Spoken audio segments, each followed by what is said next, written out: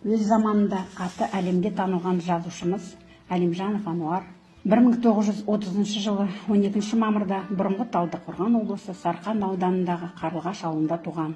Алдымен шешеден, 1941 жылы әкеден жетім қалған ол интернатта, балалар үйінде тәрбиеленіп білім алған.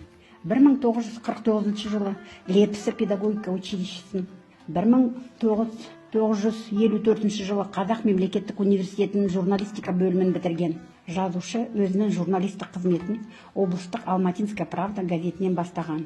1955 жылы наурыз айынан бастап литературная газетаның Қазақстан бойынша меншікті тілшісі, кейінірек Ленинская смена газеті редакторының орынбасары, Қазақстан және Қырғызстан республикалары бойынша Правда газетінің тілшісі, Қазақ фильм студиясының бас редакторы, Қазақ әдебиеті газетінің бас редакторы, Қазақстан жазушылар одағы басқармасының бірінші хатшысы, Республикалық тарихи ескерткіштер мен мәдениетті қорғау жөніндегі Қазақ қоғамы орталық кеңесі президиумының төрағасы, жоғарғы кеңесі ұлттар кеңесінің төрағасы қызметтерін атқарды. Жазушы Азия және Африка елдері жазушылармен байланыс жөніндегі комитетінің, Африка халықтармен достықтың Қазақ ассоциация президиумының, Африка халықтармен достықтың ассоциациясы басқармасының мүшесі, Қазақ КСР және КСРО жоғарғы кеңестерінің депутаты болды. Қазақстан Ленин комсомол сыйлығының, мемлекеттік сыйлығының, халықаралық Жауһарлар Неру атындағы сыйлықтың лауреаты,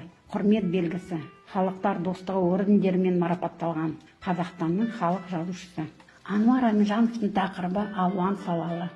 Қазақ халқының өткен дәуірдегі мүшкіл халі, бүгінгі гүлденген Қазақстан, социализмнің белсенді құрылысшылары, жаңа совет адамдары, халықтар достығы, Азия, Африка елдерінің ұлт азаттығы жолындағы жан қиярлық күресі және тағы басқа. Ануар Әлімжановтың тарихи тақырыпқа жазған шығармаларының идеялық мазмұны бүгінгі күннің талап тілегімен үндес. Отырар ескерткіші, Құрманғазының жастық шағы повестерінде орта ғасырдағы қанаушылықты, деспоттықты, зұлымдықты өткір де уытты сөздермен түйресе, халық бойындағы алып күшті, сарқылмас жігерді, өнерге жарқын болашаққа ұмтылған өршіл талапты сүйсіне толғайды. Ал жалындап тұрған найза повесінде Африка халқының қан құйлы отаршыларға қарсы азаттық күресін шебер суреттейді.